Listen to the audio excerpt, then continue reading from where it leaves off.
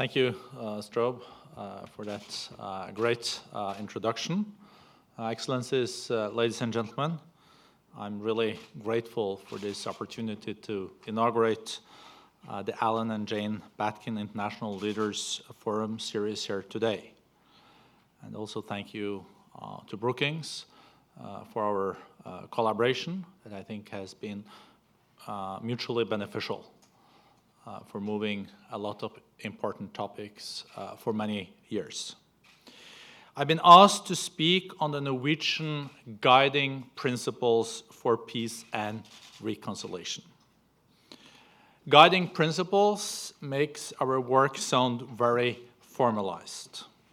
So let me state up front that we have never had any rigid list of principles or commandments for our engagements in pursuit of peace and reconciliation.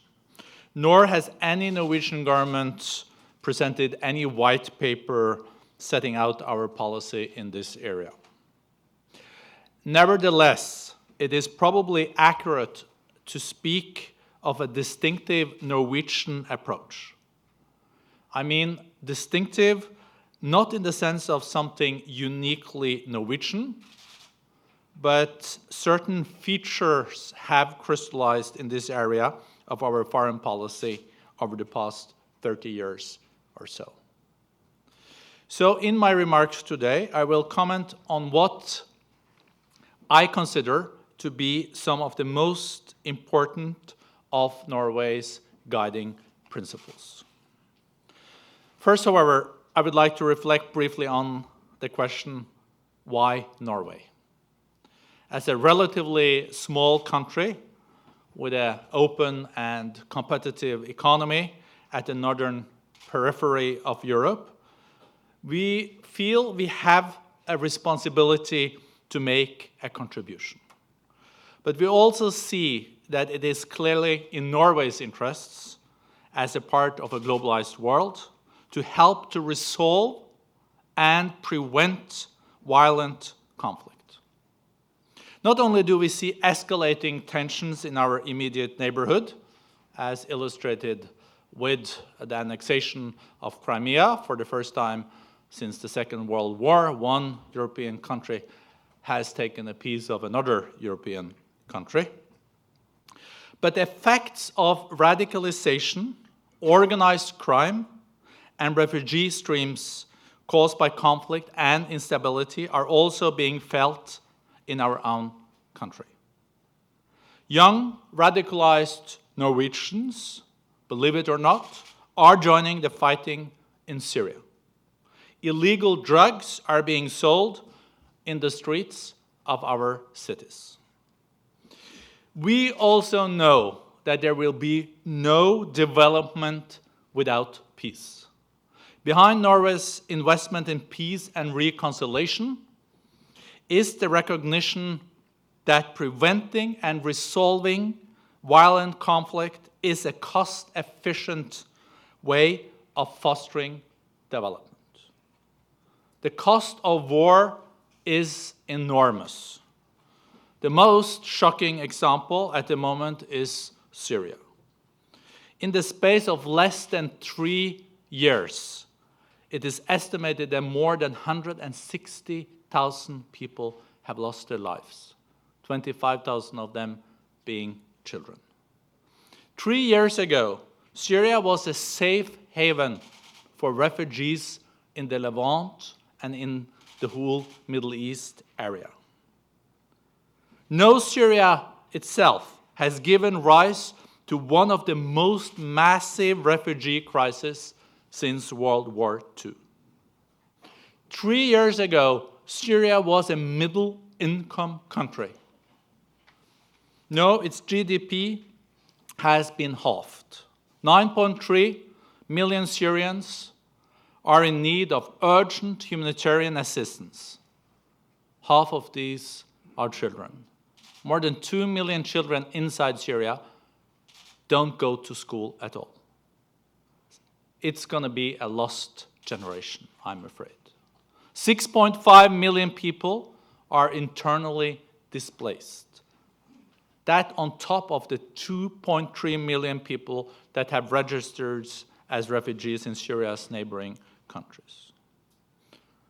Norwegian engagement in peace and reconciliation goes far back, as I mentioned.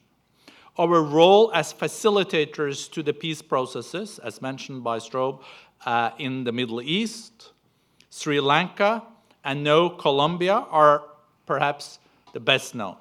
However, just as often we work with groups that are not yet engaged in a formal process and try to bring them to the negotiating table. In Colombia, Norway is together with Cuba a facilitator in the peace talks between Colombian government and the FARC. And we also have been facilitating initial talks with the armed group ELN. With over 5 million people displaced and hundreds of thousands of people being killed in Colombia during 50 years of conflict, there is a lot at stake.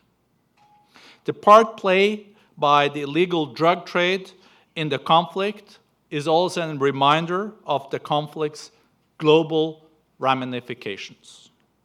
The re-election of President Santos provides a continued opportunity towards the road that is favoring peace in Colombia. I would like now to highlight 5 principles or characteristics of our policy, all of them rather basic, but at the same time fundamental.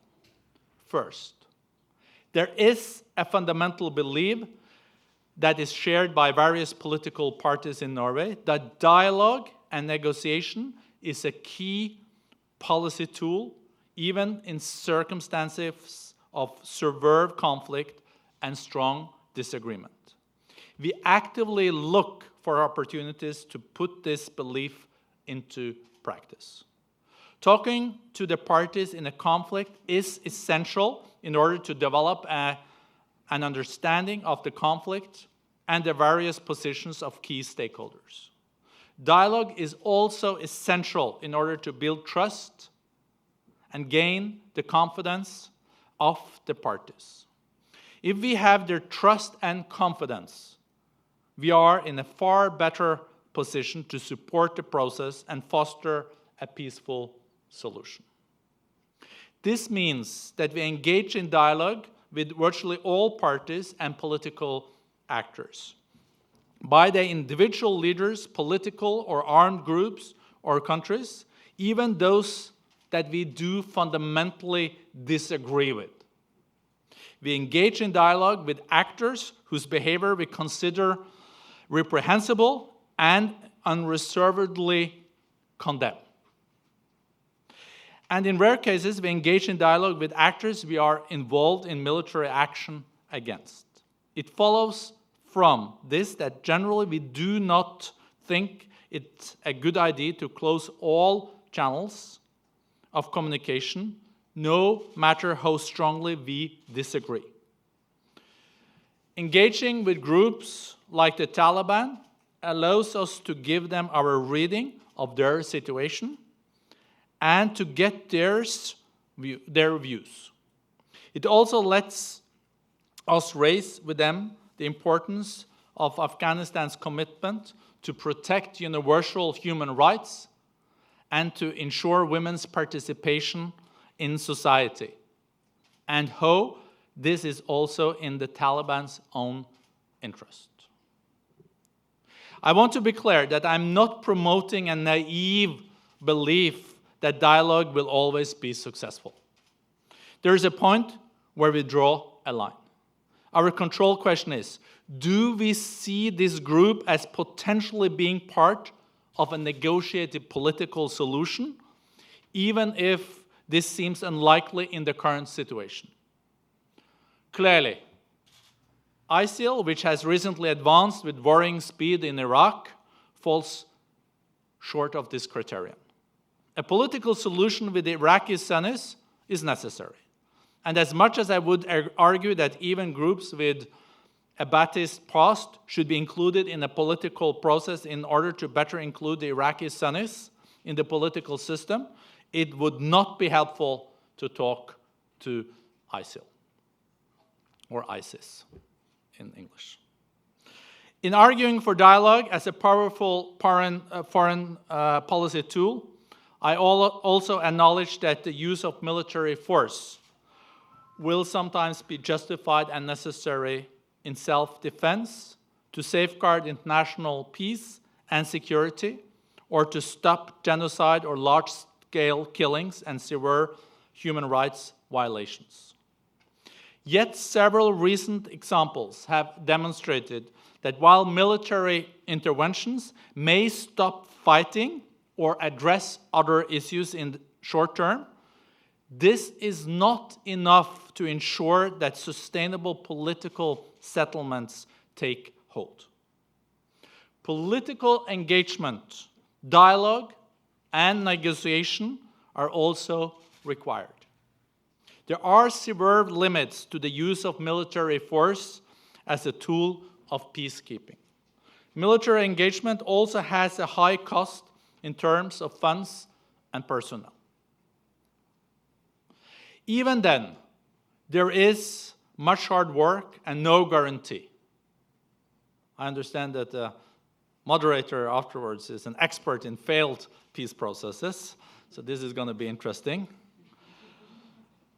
This brings me to the second principle, taking a long-term perspective. Norway is not a day trader in peace-building business. We do not look for quick fixes or media successes. Rather, we aim to stay on course, even when the course is long and daunting, and with no certainty of positive result. In Sri Lanka, we maintained our engagement for more than 10 years. When I visited the Philippines in January and reconfirmed our readiness to continue as a facilitator in the peace process, there were people in my delegation who had been involved in this work for more than a decade. A broad political consensus in Norway allows us to be a predictable partner and a patient partner for peace and reconciliation. Positive results do not depend first and foremost on Norway or other external actors, of course. This brings me on to a third principle. In our role as facilitator or mediator, we do not seek to pressure on parties, nor do we attempt to force solutions. Sustainable peace will always depend on the willingness of the parties themselves to find common ground.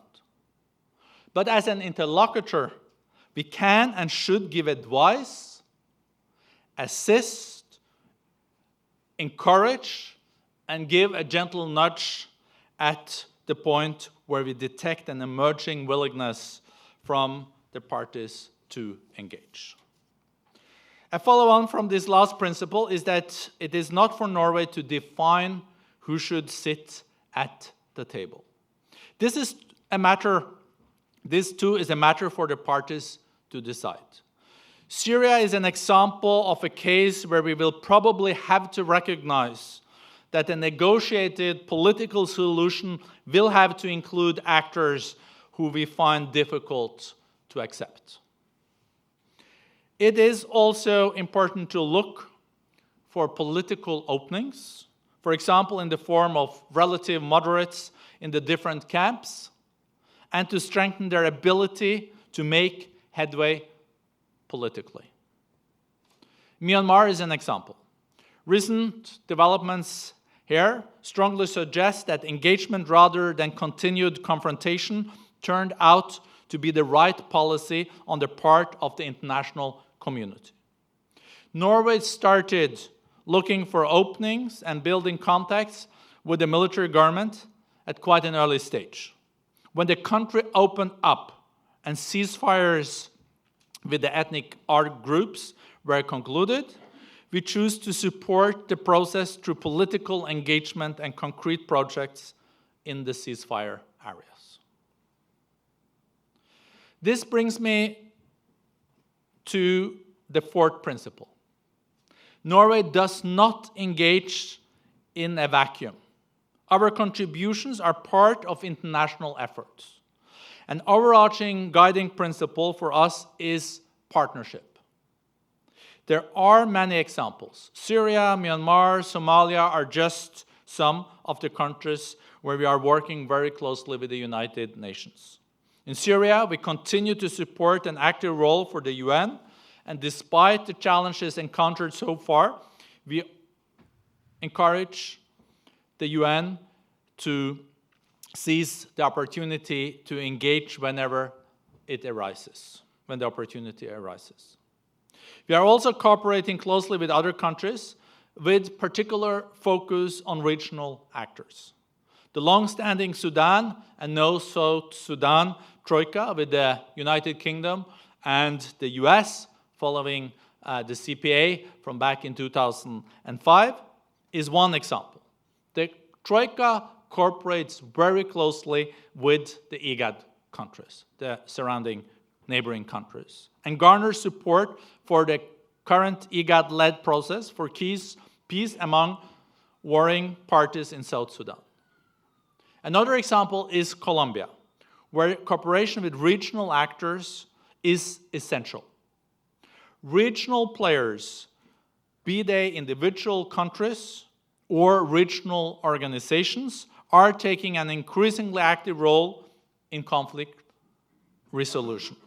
Developments in recent years suggest that it is becoming difficult to facilitate a solution to a conflict without regional actors being actively involved. The closest of all of our partnerships is with the United States.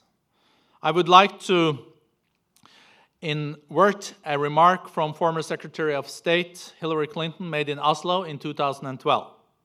On issues of security and peace, on human rights and development, Norway has no better or closer partner than the United States. This, of course, does not mean that we always agree. Whenever we engage in peace and reconciliation efforts, we do so for distinctly Norwegian reasons, because we believe that doing so is the right policy. We sometimes have different roles. There will be times when the appropriate policy for Norway is to challenge the accepted wisdom in a way larger powers, including the United States, cannot or will not do. An example, in the peace process between Israel and the Palestinians, Norway could offer a secluded place for the parties to negotiate and hammer out the Oslo Accords. Norway offered places to meet, facilitated the process, and ensured secrecy. The parties knew that we did not have a stake in the substance of the agreement, that we could offer ideas rather than advice, but that we were also close allies of the US, on whom the main responsibility for supporting the implementation would be placed. Based on the trust established between the parties to the conflict, the US and Norway, we were requested to chair the Ad Hoc Liaison Committee, AHLC, the coordination mechanism for assistance to the Palestinians. This assignment has continued for 2 decades. It continues irrespective of changing Norwegian governments. The fact that Norway is able to talk to representatives of all shades of Palestinians politics is an asset. The fact that Norway enjoys trust in all camps and has short chains of command and can thus be flexible when needed, is also essential. The fact we are among the biggest donors is less important for our role. The last principle I want to highlight is the importance of inclusiveness. Norway seeks to be a consistent advocate for the inclusion of local communities and civil society, and their critical role for ensuring sustainable peace. Concrete projects that provide a peace dividend and help to build trust and confidence are important. In Somalia, Norway supported the mayor of Mogadishu in putting up street lights when Al-Shabaab was pushed out of the city. Almost overnight, children were back in the streets playing football, a clear illustration of the dividends of peace. The inclusion of women in peace and reconciliation processes is crucial. Women make up half of the population in most countries, but more in countries in conflict. They suffer some of the worst consequences of conflict, and their concerns need to be addressed in a peace process. The absence of women at the negotiating table means less discussion of issues affecting women and girls. Sexual violence, abuse, and maternal health are just a few of these issues. But women do not only speak for women.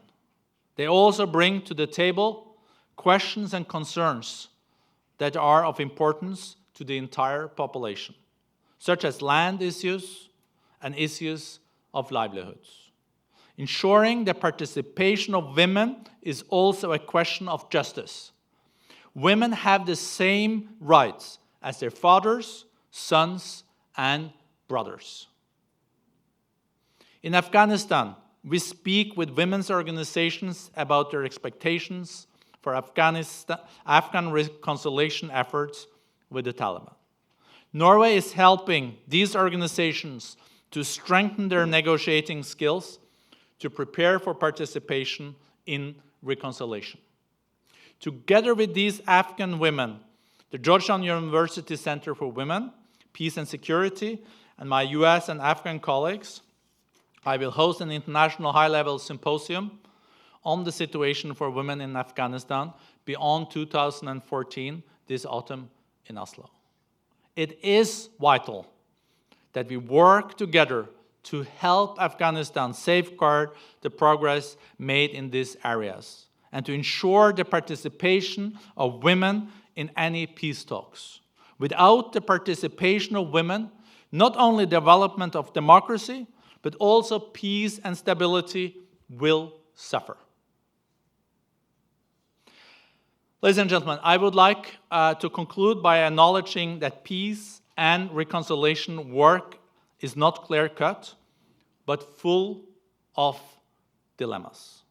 In Norway, too, we are confronted with questions that go to the core of our values and identity, and that challenge the national consensus. Let me mention three very different examples. The international community, including Norway, is at times faced with the dilemma of whether or not to engage with extremely violent groups who target civilians and whose political motives are either undefined or difficult to understand, let alone accept. For example, Al-Shabaab in Somalia is a case in point. My inclination is to say that we should be prepared to enter into dialogue, even with groups such as Al-Shabaab, if and when we detect a willingness on their part to engage politically. We know that the willingness to enter into dialogue does not in itself lead to agreement, surrender, or cessation of hostilities. However, knowledge and dialogue are critical in the long run for managing these and a host of other complex security challenges.